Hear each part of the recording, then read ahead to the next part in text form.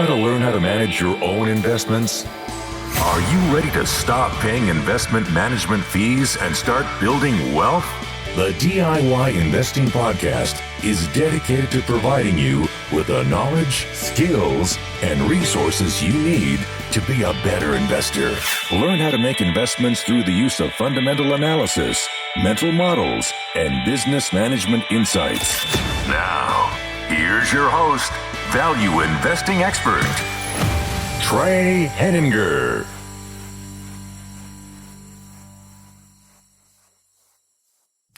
Hello and welcome to episode 54 of the DIY Investing Podcast.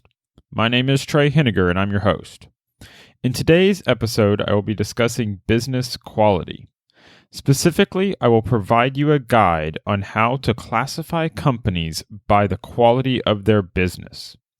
This is a framework for an investing system that I use to maximize my returns by minimizing my mistakes. If you haven't already, please consider giving this podcast a rating and review in your podcast player. Your ratings and reviews help me to grow the podcast audience and help more people by sharing your feedback. Thank you for your support. Now let's dive right on in. So what is a quality business? This is the question we're going to answer today. We're going to answer it in a very qualitative manner. I'm going to describe what I believe a quality business is, and then I'm going to break it down into different subsections. I use this framework for my personal investing because it helps me make less mistakes.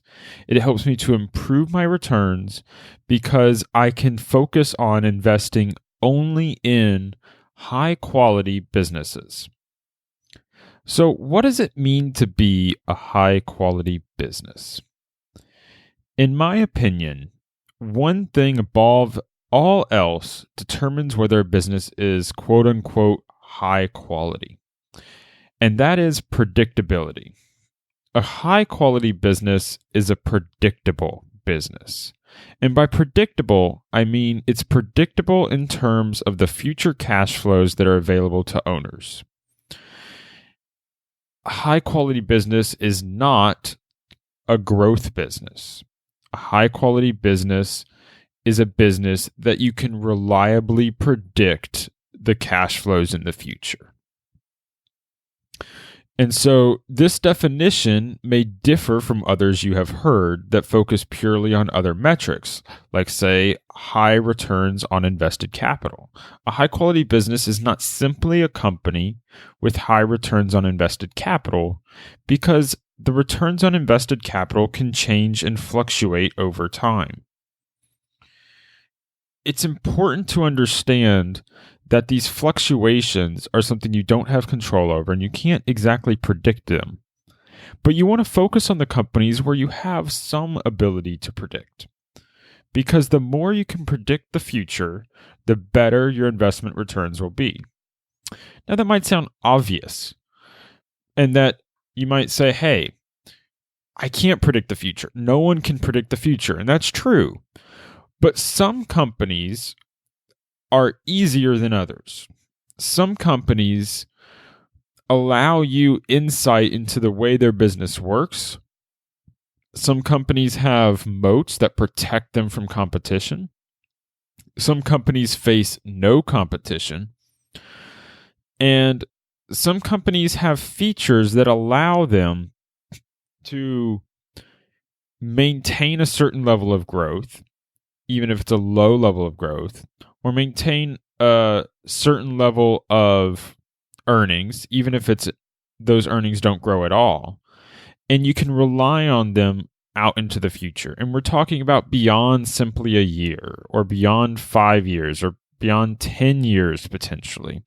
You're looking for those companies that allow you to understand their business well enough, understand the competitive marketplace, understand how often things change in that marketplace to allow you to predict the future to some degree. This is our goal. And this is the goal of this classification system. And so what I'm trying to do is I'm trying to help you by letting you understand that if you can find companies where you can predict the future for those companies, you can improve your investing performance. This is what I attempt to do with my portfolio, and I hope it will help you. And I think this is because the absolute hardest part of investing is predicting the future. So, how do I classify companies? My investing system for quality businesses falls into 7 different tiers of classification. I want you to picture a pyramid. And this quality pyramid has 7 tiers. Each tier is progressively smaller than the tier before it. And as you go up the pyramid, you are finding higher and higher quality businesses. So you're going to have a lot of businesses at the bottom of the pyramid, and this is your absolute worst business for you to invest in. And you're going to have very, very few companies at the top of the pyramid. These are the absolute best companies for you to invest in because they are the highest quality. They're the most predictable. They are the companies you understand better than other people. They're companies that you understand better than the companies that are below them. And these tiers are the tiers that you're going to put companies in when you analyze them. So for clarity, when I begin researching a company, the first thing I'm doing is I'm classifying this company by business quality. Now, it's not instantaneous. This might take some time. This might be quite difficult, actually. But what I'm trying to do is I'm trying to understand how the business makes money. I'm trying to understand what the competitive threats are, and I'm trying to understand where the company I'm reading about falls into this system. Because when I know where it falls in this system, I can immediately know whether I want to learn more and continue trying to determine whether I can invest in this company or whether I'm wasting my time because it's not as good of an idea as others. And that's really the struggle, is that when you're looking out at the investment universe, there are millions of companies in the world today. There are way more companies than you can evaluate to invest in. Simply, the primary public markets have tens of thousands of companies in them, and you cannot possibly research all of them in an investment lifetime. But what you can do is you can maximize the amount of time focused on the companies that you might actually invest in. Because every hour that you waste researching a company that you will never invest in is an hour that you could have been spending focusing on a company that had the potential for you to invest in. So what you're trying to do is quickly eliminate companies that you would never, ever invest in, because that will allow you to focus more on the companies where you might invest. So that's the purpose of our quality pyramid. We're trying to rank companies by certain characteristics and classify them so that we know where they stand compared to other companies we looked at in the past. So, first, I'm going to describe the names of the 7 different tiers that I have, and then we're going to dive into each of the tiers in turn and talk about them. So tier 0 is at the very bottom of the pyramid, and I call it the too hard pile. Now, the too hard pile came about and was named by either Warren Buffett or Charlie Munger, talking about how they think about investments. So I've borrowed that terminology for our quality pyramid. Tier 1 is directly above the too hard pile, and that's speculations. Tier 2 is above speculations, and those are bad businesses. Tier 3 is above bad businesses, and that's what I call average businesses. Tier 4 is above average, which is the high quality businesses. Tier 5 are excellent quality businesses, and Tier 6 are generational businesses. And those are the 7 tiers, starting from tier 0 up through tier 6. And at the very top is tier 6, where you have the generational businesses. These are the best businesses that you can invest in and that you can understand from a predictability standpoint into the future. So when we think about these 7 tiers, there's really 2 sections. And I like to section it off into thinking about this pyramid again. Again, you have the pyramids, tier 0s at the bottom with the 2 hard pile, and generationals all at the very top. That's tier 6. And when I think about this pyramid, you have a buy line. And that buy line is in red. It's bold red. Everything above the buy line is something that you might consider buying. And everything below the buy line is something to avoid. That buy line sits nestled between tier 3, average businesses, and tier 4, high quality businesses. And that buy line is the piece that you really need to think about and really need to understand. When you're classifying companies, on one hand, all you really need to know is this below or above my buy line? And am I willing to consider buying this company? Now, some people are going to have their buy line in a different spot, which is where I don't think that this is necessarily a hard and fast rule. But what I like to do is I want to only buy high quality businesses. Now, there's certainly been times and a lot of time, and I still own companies that I might categorize as an average business. And that's just below my buy line. But for those companies, it has to be super cheap. You're talking about incredibly undervalued companies in order to make that work. And the other piece is, it goes back to Ben Graham's statement. At what price and on what terms? So you might be wanting different terms than simply buying the common shares if you're going to buy an interest in an average or bad company. So these are the types of things you're trying to think about. But when you think about this pyramid that I'm giving you, think about a buy line between average and high quality. So let's go back to tier 0, the 2 hard pile. This is at the very base of our pyramid. And this 2 hard pile is where a huge chunk of the companies that you're going to look at are going to go. And these are going to be the companies that when you look at them, it's just really hard for you to understand, or it's difficult for you to make sense of something. Or when you look at it, you really don't know where to classify this company. And you spend a couple hours reading about it, and you're just like, I don't know what I think about this. I don't know if it's a high quality company. I don't know if it's a low quality company. I don't know where to put this in my ranking system. So you throw it in the 2 hard pile. And in the terms of what Warren Buffett and Charlie Munger would talk about, they use their topic of the mental model circle of competence. And this is the area of things that they understand and are able to invest in. Now, that circle is going to be different for everybody. Some people are going to have a very small focused circle, and some are going to have a much larger circle. Ideally, this circle of competence will grow over time. As you invest more over the years, you will grow your circle of competence to understand more companies. But certainly when you're getting started investing, when you start researching companies, your circle of competence is going to be very small, which means a vast majority of the companies you look at should go in your 2 hard pile. And so this 2 hard pile is just to say that an investor does not need to have an opinion on every single company. So focus on your circle of competence and only focus on the companies that you can have an opinion on. Now, your opinion might be that it's a bad company. That's fine. But you need to focus only on the companies that you can have an opinion on.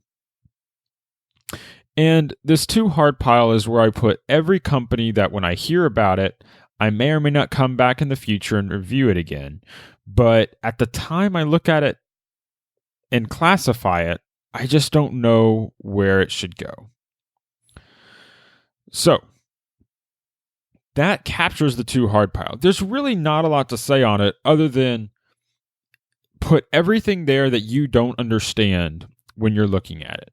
Now, that's not to say that, you can spend a little bit of time, but I mean, if you pick it up and you're just like, I don't understand this, then put it in the too hard pile. You can come back to it later. You can flag it as something to read about later, or flag it as you never want to read about it again. But, put it in your too hard pile. And I really like to classify these things. I like to write on my blog, DIYinvesting.org, about my business quality analysis, and I write them up as business quality reports.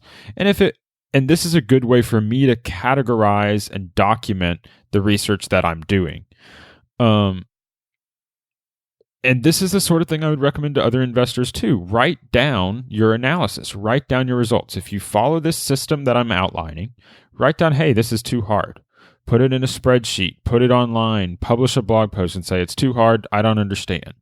And that way you have a document like, I've looked at this before, and you can even put in there, like, I don't understand, let's say for Coca-Cola, I don't understand why Coca-Cola is buying its bottlers. I don't understand why Coca-Cola is selling its bottlers. Or I don't understand Netflix's handling of earnings on its TV shows and movies. I don't understand how they're documenting the way it's paid for. Just to say, I don't understand, it's too hard. Maybe in the future when you look back, you'll understand that and you can reanalyze it. So the next piece is above too hard is tier 1. And tier 1 is speculation. So for instance, last thing on the tier 0. So while you might, in some circumstances, buy a speculation, a bad business, or an average business, you should never, ever buy a company that goes in your too hard pile, because you just admitted it was too hard for you to understand. So don't ever buy a company that's in your too hard pile. I mentioned this red line on my pyramid. That's my buy line, and it's placed between average and high quality. But there's a second, like, black line just above the too hard pile that's like, do not cross. Because if you're buying stuff you don't understand, you're going to get yourself into trouble. So let's step over that do not cross line. We're going to go into the back above it and say we're in speculation territory. So what's a speculation?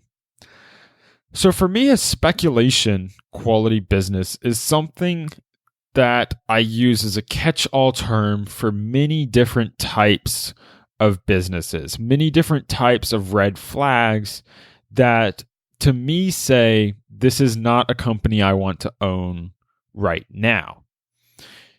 It might be a new company. This might be a startup. This might be a company that there's very promising things about it. But there's also pieces that are really hard to understand. But there's quite a few little pieces that are going to trigger me and say, this is a speculation. So let's go through some of these triggers that would make me throw a company immediately into my section ranking number 1. And the first one is fraud potential. So I don't need to prove that a company is fraudulent to eliminate it from consideration. Simply the possibility that a company is a fraud is sufficient for me to ignore that company as a future investment. And I'm going to throw it into speculation. I'm going to classify it as this company is a speculation. And I'll classify it with speculation - fraud potential.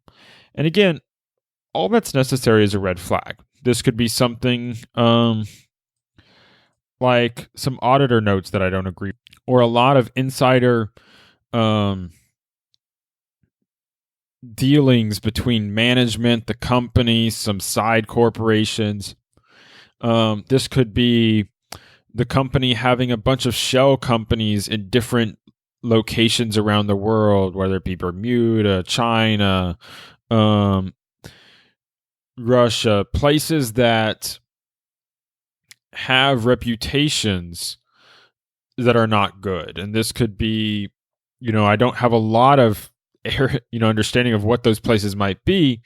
But I know, but China was given as an example, for instance, because there's been a lot of companies I've looked at that are usually very, very cheap.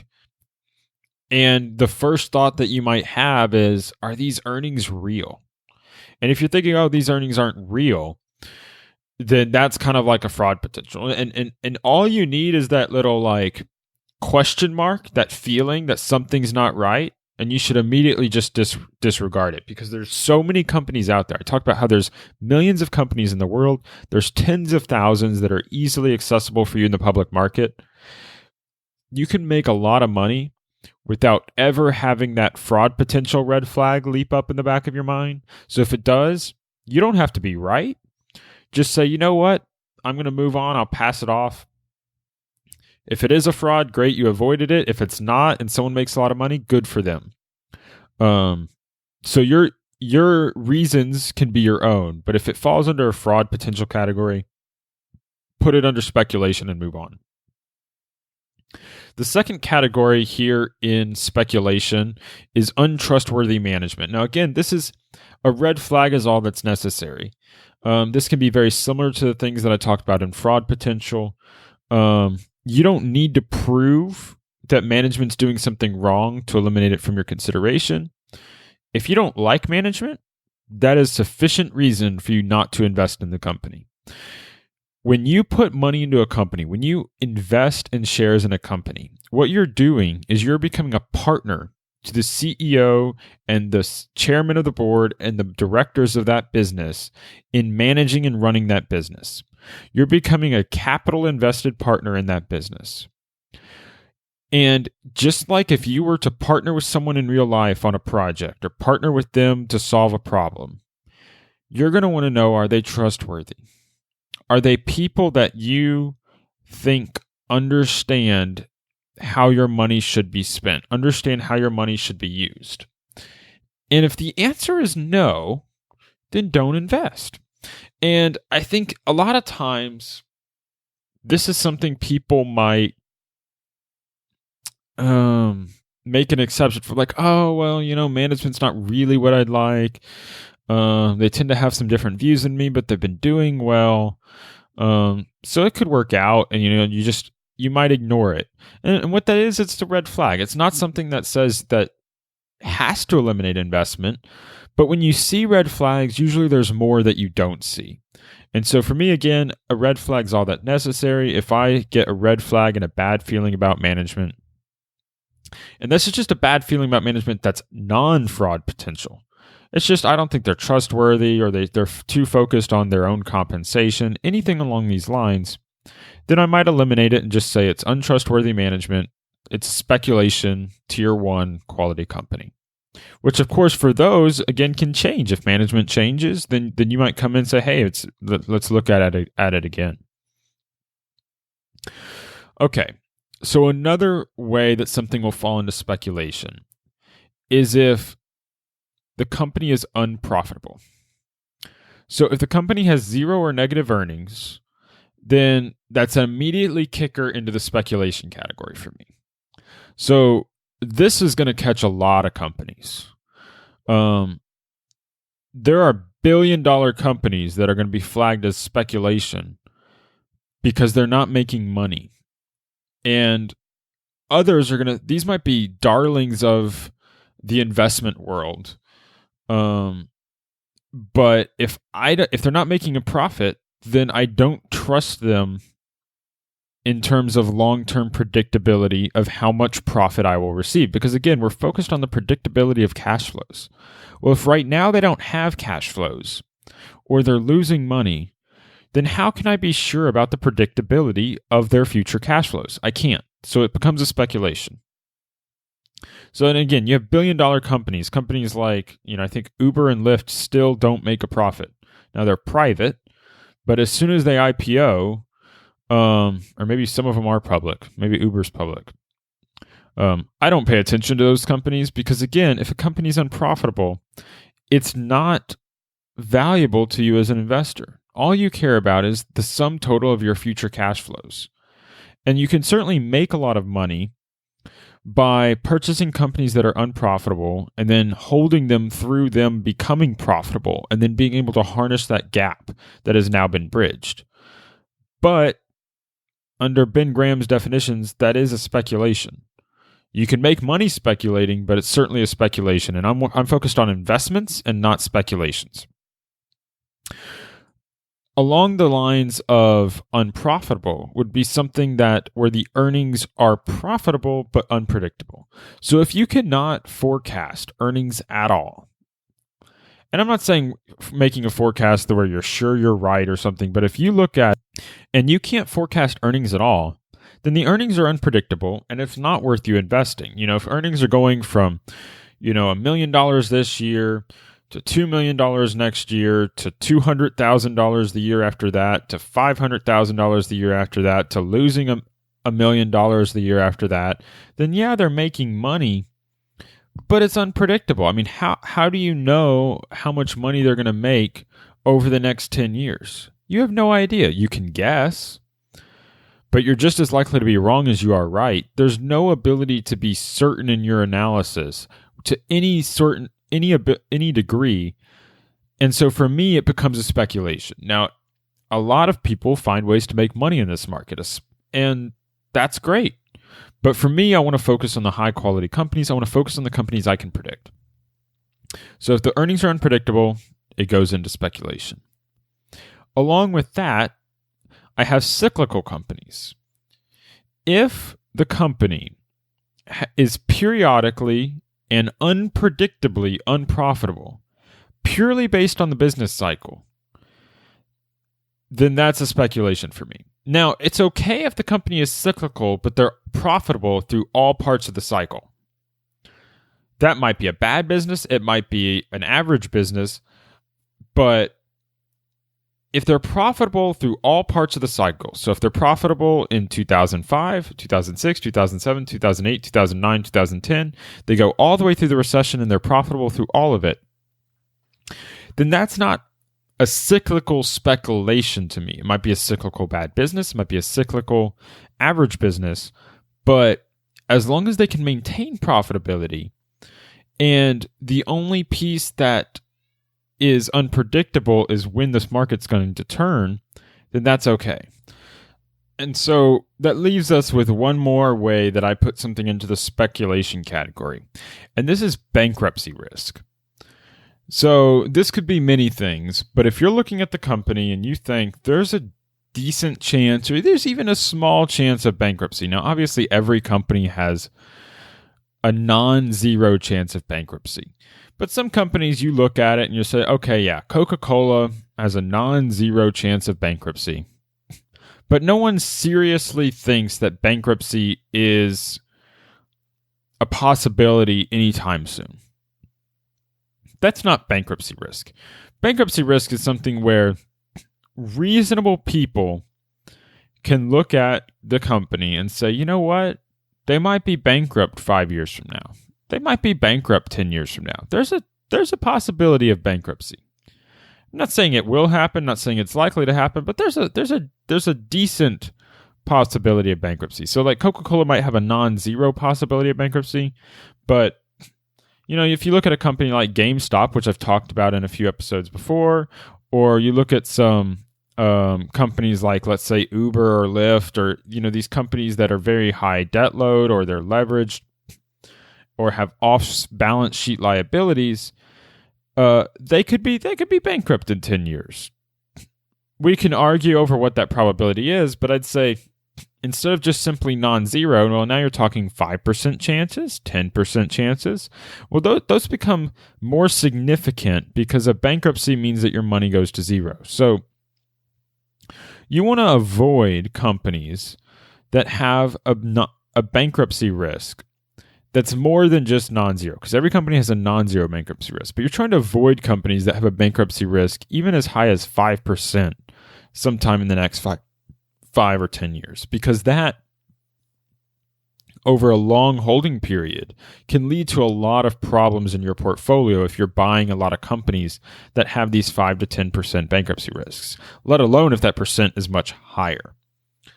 And some key flags for this would be very high debt loads, the companies being over leveraged, off balance sheet liabilities, lawsuits, etc. Anything that could cause them to have a bankruptcy risk here. Okay, so I've spent some time on speculations in the too hard pile, and it's probably been a little longer than expected, but that's because a lot of companies fall into these two categories. And so more time is spent on some of these lower quality businesses because you need to be able to identify them and not skip over them. So let's move on from speculation and talk about bad businesses. What makes a bad business? So again, we've already eliminated a lot of things. So what's left that would make us a bad business instead of, say, an average quality business? Well, a bad business is a profitable business. Again, if it's not profitable, it's a speculation. A bad business is a profitable business with positive free cash flow. A bad business is also has unleveraged and leveraged returns on equity of less than 10%. So 10% is a very critical number here. This is a number I chose because my discount rate is 10%. I expect to earn 10% returns on my invested capital when I invest in business. And so if a company that I'm buying earns less than 10% returns, then there's a very low probability that if I were to buy and hold a stock of a bad business, that I would actually earn my 10% return. It's not to say you couldn't make more than 10% if you're flipping it at a low price, from a low price to a high price. Classic value investing does that. But what I want to do is I want to flip high quality businesses from low prices to high prices, because then have an even greater margin of safety. So if the business is earning less than 10% return on equity, I'm not interested. That's a bad business. Number 3, a bad business is capital intensive. If a business has to put a lot of capital to work in order to earn its returns, it's going to be a bad business. And then at number 4, declining businesses or liquidating businesses are thrown into the bad business category, which means that if a business earns higher returns on equity than 10%, but it's getting smaller every year, or it's liquidating, or it's closing shop, or expected to close shop in the next 5 years, that's a bad business. It's not something where you can buy the stock and expect it to be around 10 to 15 years from now. You know, if you were to buy the stock and it does work out, it might be because they are paying out a decent amount of their cash, or they're giving you cash back to you from your investments because they're selling a factory or something along those lines. Can that work as an investment? Sure. You can make money doing that, and a lot of people do, but it's a bad business. It's not where you want to spend a lot of your time. It's very time intensive, and you don't get as much return on your time as you do from potentially other types of investments. So the key here is that all of these characteristics of a bad business are the types of things where you don't want the company reinvesting its capital. You want the company paying its capital out to you. And that's not how a lot of these things are going to work on these bad businesses. If they're earning really low returns, you want them to give you 100% of the free cash flow to shareholders, because the shareholder can get a better return by investing in the stock market than they can in the bad business. So every investor of a bad business, if they're following a similar strategy as me, is trying to do it on a short-term basis. And that's just not a reliable long-term way to make money. Granted, an alternative name for bad businesses is cigar butts, and that was coined by Warren Buffett. He made a lot of money by buying bad businesses at low prices and selling them at high prices. And value investors tend to like to do this. And I'm certainly a value investor, so I understand this perspective. And a lot of times, value investors will consider investing in bad businesses when they show up as net-nets. Net-net investing was made famous by Benjamin Graham. It's where you buy a business at less than its working capital, or less than, the cash that it has on hand. And it's so cheap that even if the business is bad, it can make a good, profitable investment. Problem is that's very rare. It's hard to find those things before other investors. Is it possible? Yes. But if you're thinking about how do you spend your time as an investor, where should you focus your thinking? Where should you focus your time and effort? If you identify a company as a bad business, most likely you're going to be better off moving on to the next company. Classify the business as bad, mark it down so you don't spend time on it in the future, but move on to finding a different business that might be seen as a bad business, but you actually think is high quality because you're going to have a better chance of return in that situation. Okay, so let's move on from bad businesses and let's get into a category which is very, very broad now. Now, I mean, bad businesses are pretty broad because there's a lot of them out there. I gave a lot of different pieces on those definitions. Again, you had profitable, unlevered cash flows below 10%, or levered cash flows below 10%, capital intensive, declining businesses. There's a lot of businesses that fall into that. There's also a lot of businesses that fall into this third category, average business. Now, average businesses is a huge category. If there's any category that's bigger than the ones below it, it might be average quality, because average businesses tend to fall in this, and the simply name average is meant to say that most businesses are going to fall into average or lower quality. It's going to be rare and uncommon to find businesses that are higher quality than average. And so I'm going to have pretty broad scope here for what falls into this. But on a qualitative metric, I describe an average business as characterized by the lack of an exceptional financial characteristic in its business operations. So what you'll tend to find in a high quality, excellent, or generational business is there'll be some sort of exceptional quality in its business that other businesses don't have, which means an average business is defined by the lack of that characteristic. Most companies are average. So even when if you were to take your too hard pile and you filtered it out, most of the stuff that's left in your too hard pile are going to end up as average or bad quality businesses. So an average quality business has the following traits. Again, number one, it's still profitable. It's a profitable business with positive free cash flow.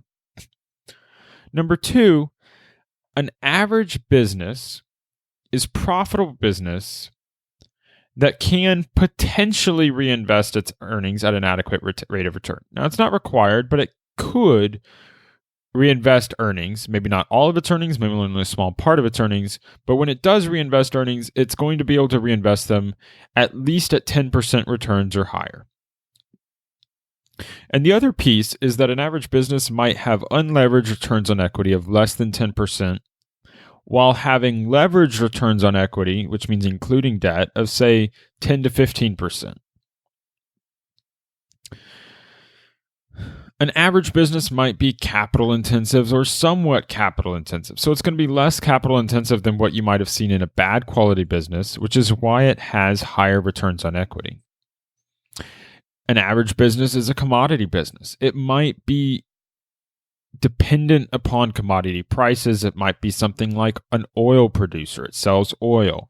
It might be something like a bank. Most banks tend to fall into an average business because money tends to be a commodity. They don't have control over the price of money. If the company doesn't have control over the price of its goods, then it tends to be a commodity. It's something that's traded worldwide. So anything that's produced as a commodity, whether that's corn, soybeans, like I said, I mentioned oil, natural gas, all of these are commodity businesses. They tend to fall into average quality, which is why a lot of businesses can quickly be categorized as average quality unless you know a lot extra about them. If it's an oil producer, start it out in average until you know different.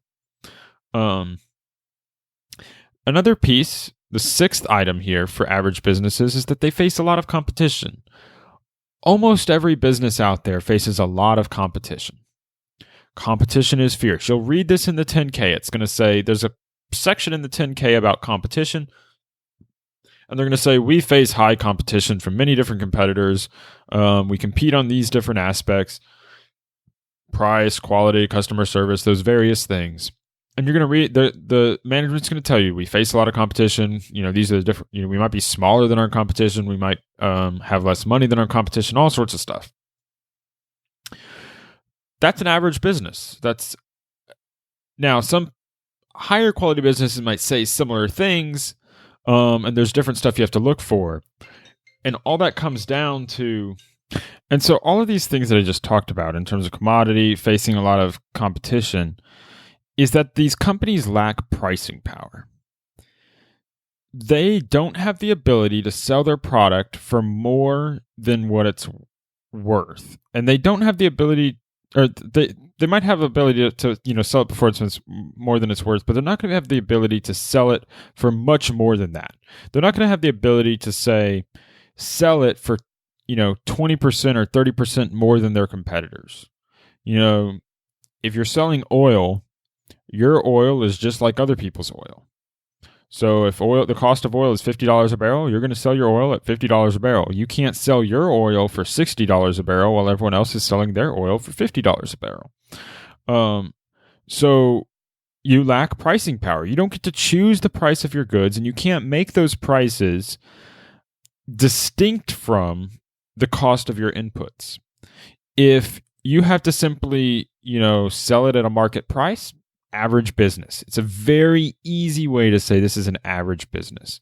And that's okay. You can make money investing in average businesses, but you should be aware when you are doing so. So this is an easy one to choose and to categorize. So if lack of pricing power describes an average business, then having pricing power is the key defining feature of an above average business, or what I'm calling a high quality business. So we're going to take a step now above the buy line. And these are the companies that are better to purchase than all the ones I've mentioned before. They're not average, they're not bad, they're not speculations, and they don't fall into your too hard pile. And these are high quality businesses. The first step up your ladder after average is high quality. A high quality business has pricing power.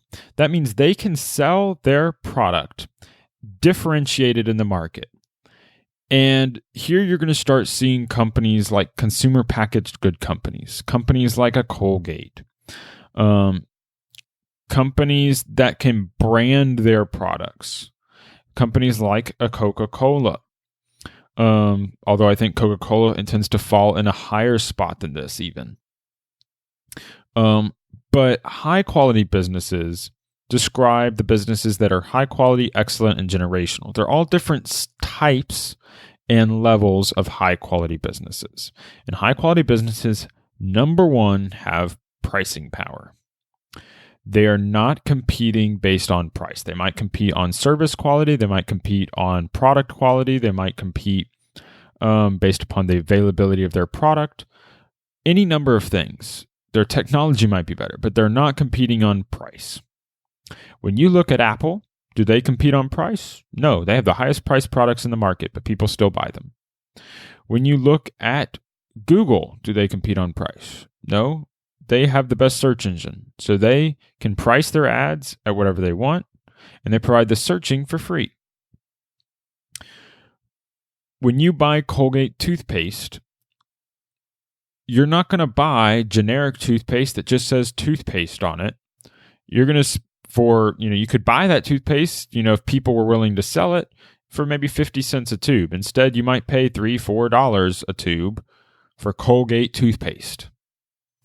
Now, why does it cost 8 times more for Colgate toothpaste? Because Colgate has pricing power. So when you think about a high quality business, it has to have pricing power. So basically, this is not a bad or average business, and it's not an excellent business. And we'll talk about the characteristics of an excellent business in a minute. But high quality, there's only one characteristic I use to determine whether a company is high quality. And if you don't have it, you're not a high quality business, and it's pricing power. That can be a moat, that can be brand, that can be any number of things that allow you to have pricing power. But if you do not have pricing power, then you are an average quality business or lower. What I want to buy when I'm making my investments is I only want to buy high quality businesses. I want to buy companies that don't compete on price, because if they can raise prices, they can reliably and predictably raise the investor's return. And that's the goal here. We're not categorizing businesses so that we can say one business is better than the other and brag about the businesses that we own being high quality. We focus on buying high quality businesses because they can reliably give us longer term returns into the future. So high quality is easy to cover. It gets a little bit more difficult talking about excellent quality businesses because now we're talking about high quality businesses with another step up. These are high quality businesses. They have pricing power, but they have something else that makes them a little bit different. They have something else that puts them on another level in addition to pricing power. And there's a few different characteristics that you want to look for. Number one is some sort of unassailable competitive advantage. Some examples of this might be a low-cost producer. So in addition to having pricing power, they can also produce the products cheaper than everyone else. Another example might be culture. Southwest Airlines, while maybe lacking pricing power, maybe having pricing power, think about it for yourself, they are known for a culture of being relatively low cost, a happy place to work at, good capital allocation. They've managed to not lose money in the airline business when many different airlines have lost money over time. Why is that? It's culture. Patents. You might have pharmaceutical companies. They can sell drugs at very high prices because of patents. Tech companies tend to be able to sell their products at very high prices because of patents. These are government-protected products that prevent competition. Now, they're temporary, but they're protected by the government. Intellectual property is another. When you think about companies with intellectual property, now again, this can fall into many different things. It could be brand, and a lot of times it is brand, but it's some type of property that can't be copied, whether it's a copyright because you write a novel, or copyright for the stories you create. Movies tend to fall under this. Disney's a great example of intellectual property. Video games are a great example of intellectual property. The maker of Fortnite can't have another company make a product called Fortnite, though they can make another product that basically does very similar things. A shooter, you have 100 people, they fight, different things like that, but you can't copy the brand Fortnite. So Fortnite has intellectual property behind it. The things they create in that have some legal protection. Brand, again, those things I talked about before. And brand on its own doesn't matter. Just because something's branded doesn't mean that it's an unassailable competitive advantage. But it has to be something that people have not found a way to compete with. Another example might be a monopoly or an oligopoly. If you're the only company offering a product, that's a pretty unassailable competitive advantage. If you're an oligopoly, you're only one of 2, 3, or 4 people offering a product. My best example of an oligopoly would be in the United States, you have internet and cable providers, and these would be your Comcast, your Time Warner, your AT&T, those type of companies. They operate in oligopolies. They tend to either be the only provider of internet or cable in their area or one of only 2 people providing internet and cable in the area, which means they don't compete on price. They can raise prices every year, and the consumer can do nothing about it. You basically can cancel or accept the price increase. That is the example of a pretty unassailable competitive advantage. It's very hard to compete with that because no competition exists. Number 2, and I hesitate to put it in here, but because it's not really about business quality, it's really about management, but it's something I think about, and it might put me over the edge on the quality of the business being excellent versus high quality, but it tends to be a history of shareholder-friendly capital allocation. And it's really more analyzing the management instead of business, but a lot of times they're very linked and it's hard to separate them. But if the management reliably pays and raises dividends, the management reliably buys back stock when the stock's undervalued, those sort of behaviors can really demonstrate an excellent quality business because what it's doing, the history of that allocation shows the history and reliability and predictability of the cash flows. Management can't make those decisions unless the cash flows are there to do that. And so you can use that as a flag, but instead of a red flag, it might be a green flag now to say, hey, this is very positive performance. It might be a predictable business. Which leads us to number 3. These are typically non-cyclical businesses. So a high-quality business can have pricing power, but might still be a cyclical business because maybe people buy less of it in recessions. This could be something like luxury boats or something, where people buy less luxury boats in recessions, but during good times, they're going to buy, a branded luxury boat over a non-branded luxury boat. They know the brand, they're going to buy the brand. So that sort of business would be stuck at high quality if it was able to have pricing power, but it could not reach the excellent quality tier, which is very similar to number 4, anti-fragility. So this means that these companies can tend to get stronger during times of hardship instead of weaker. A good example of this is something like a Coca-Cola. Even during the Great Depression, people would spend their last quarter or nickel on a Coca-Cola because the joy it brought them, the feeling of satisfaction, all those things. And it shows the sheer level of strength of that business, that even when things are tough, the business gets stronger relative to competitors. And when competitors are dying off, they get stronger. Sometimes an excellent quality business has unique characteristics that don't even fit into these categories. And these in particular are a surefire sign of an excellent quality business. One example would be a negative cost of growth. So a negative cost of growth means that most companies, if they want to grow, have to take the earnings. So if you earned $1 million and you want to grow to $2 million next year, most companies have to take some of that money, say $500,000, and invest it in new capital, invest it in more people, invest it in different things, and use that investment to grow the earnings for next year. Some companies don't. Some companies can grow without ever investing more capital. See's Candy is a great example of this, and this is one of the companies owned by Warren Buffett, and it was an example that he has used in the past of a very high-quality business, and it's because they sell chocolate. He doesn't have to invest more capital in order to grow the business, in large part due to their pricing power, but sometimes pricing power is simply used to offset additional costs. Here we're talking about your cost of growth is negative or zero. Good example of this is advertising agencies like Omnicom. It's a great example and a very high quality business. Number 2, in terms of unique characteristics. So the number 2 is an ability to return greater than 100% of their earnings to shareholders as dividends or buybacks.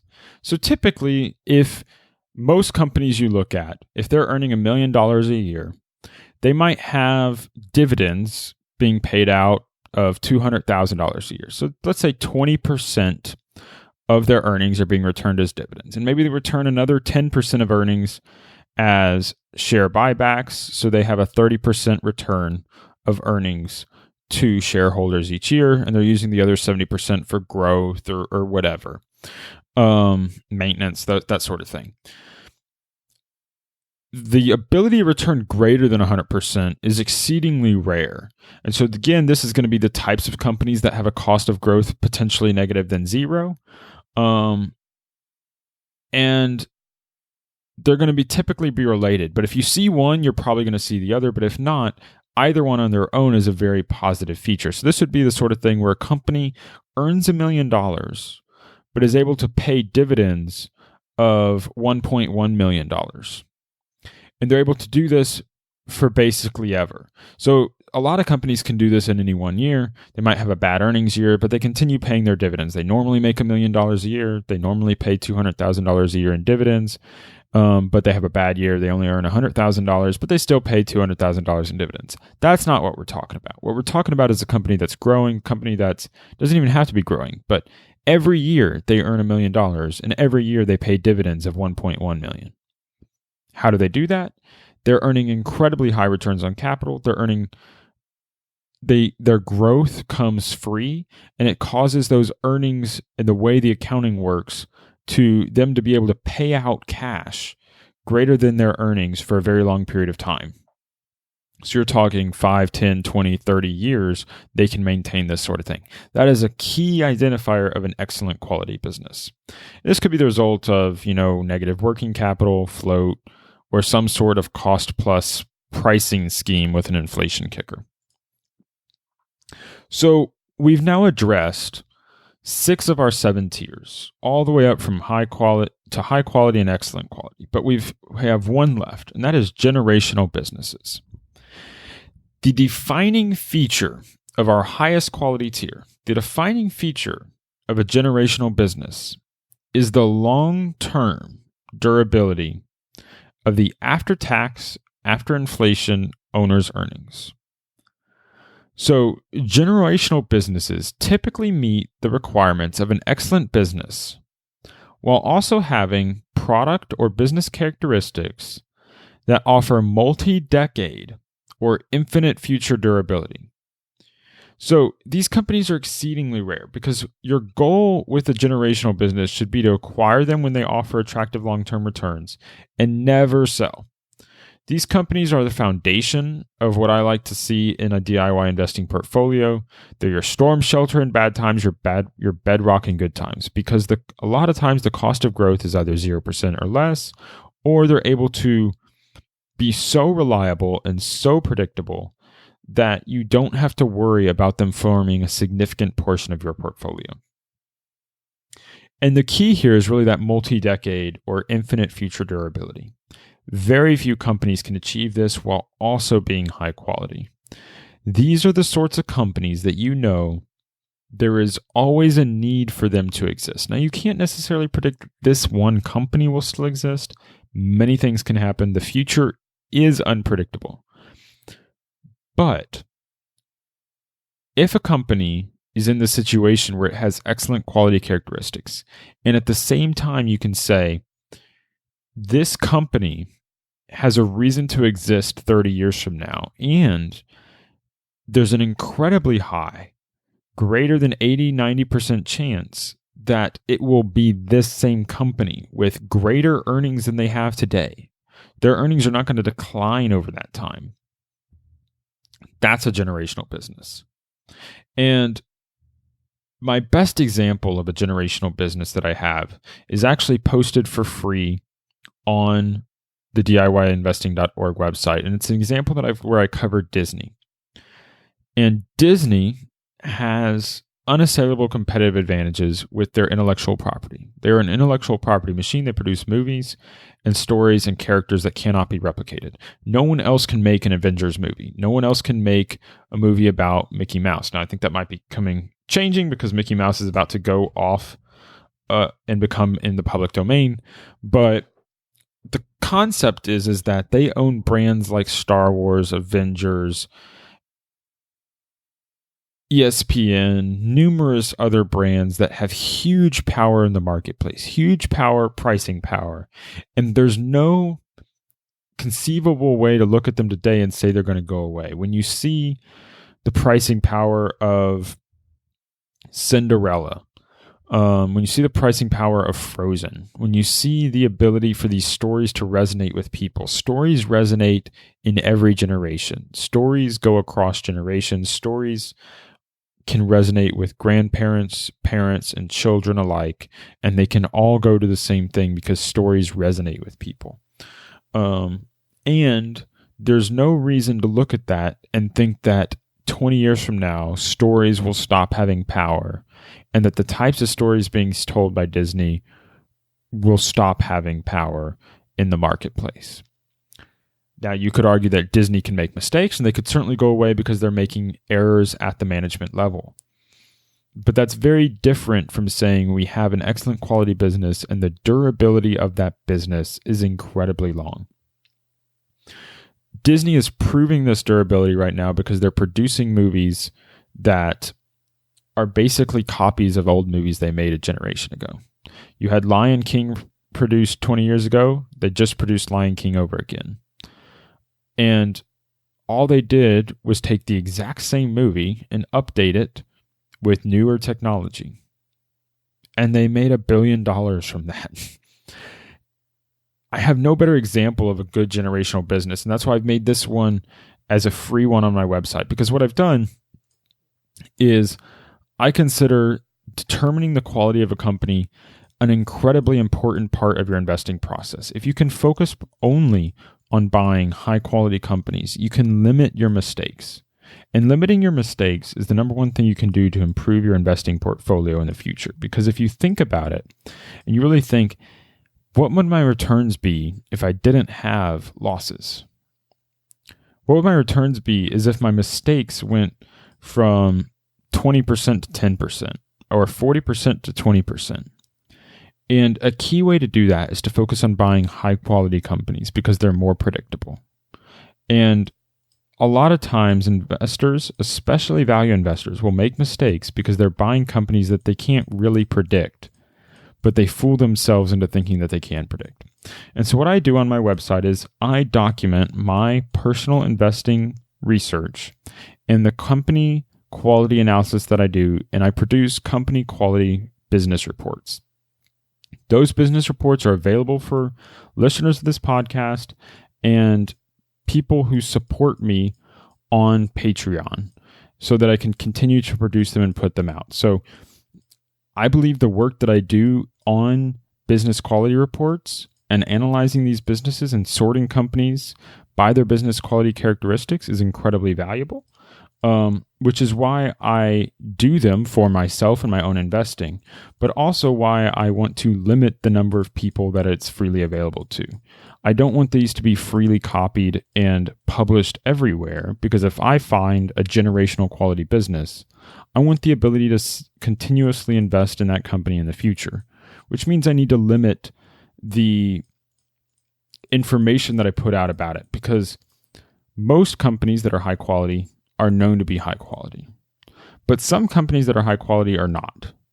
And when you find a company that's high quality and it's not known to be high quality, that's an exceptional opportunity.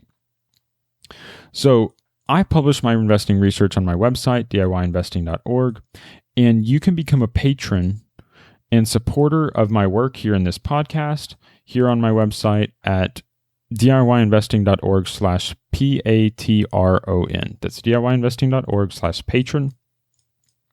And as a patron, if you support me at $5 a month, then you can get access to all of my investing research around business quality. I publish these business quality reports, and those reports are available exclusively to $5 a month members of my membership investing website. So when you become a premium member, you can choose different levels to support me. But if you support me at least $5 a month, you'll be able to see my investing quality reports. I produce a few that are public every once in a while to give examples out there. I encourage you to read the Disney quality report if you want to understand the type of content that I discuss in these reports. And I will have a link to Disney's free business quality report in the show notes to this podcast. But if you'd like to access some of the other companies that I have business quality reports on, these are going to be the companies that I'm doing research on. They're going to be the companies that interest me, and a lot of the companies in my portfolio will have a previously published business quality report, and you'll get insight into how I'm doing that research. With that said, you certainly have no need to support this. If you'd like to support the show without a financial means, just please consider giving the podcast a rating and review. Your ratings and reviews help me to grow the show audience, and I really appreciate that support. I wholeheartedly appreciate you taking the time to show me your support by leaving a rating and review in your podcast player, whether it's Apple Podcasts, the Spotify app, whatever app you're using to listen to this show. Please consider giving me a rating and review. If you're listening on YouTube, like and subscribe so you can continue to get more videos. But you certainly don't need to support me financially in this way. You can do this research on your own, and you should learn how to do this research on your own. But what I encourage you is, when you think about your investments, classify your companies into business quality tiers. You can use my system, or you can make up your own system. But when you do that, write it down. write down your how you've classified that business and why. It can be a short one-pager. It can be as long as you want. But classify businesses that you research so that you can limit your mistakes in the future and you can learn from your past decisions so that if you look back and you say this was a successful investment, well, you can understand, was that a high quality or low quality business when you originally thought about it? Was it a failed investment? Was it a high quality or low quality business when you originally thought about it? And that will allow you to learn and get better as an investor over time. Your goal as an investor is to earn an acceptable return on your investment capital over your investing lifetime. One way to improve on the odds of achieving this goal is to classify the companies you research into quality tiers. By always beginning your research with a quality classification, you can limit your investing mistakes and maximize your margin of safety during the quantitative part of the investing process that follows. So thank you for listening to this episode. The full show notes for this episode, including my outline for today's podcast, are available on DIYinvesting.org/episode 54. Thank you for listening, and until next time, stop paying fees, start building wealth.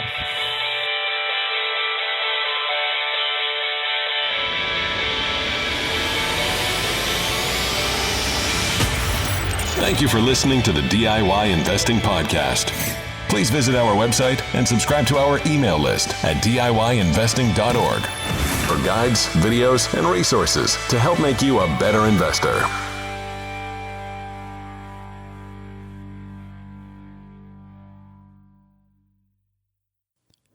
The DIY Investing Podcast is presented for general informational and entertainment purposes only. I have not considered your specific situation or risk profile, and I have not provided investment advice. The information presented on the DIY Investing Podcast should not be construed as investment advice. The views and opinions expressed on the DIY Investing Podcast are those of the participants and do not necessarily reflect those of the show's host or sponsors. DIY Investing, its producers, sponsors, and host, Trey Henniger, shall not be liable for losses resulting from investment decisions based upon information or viewpoints presented on the DIY Investing Podcast.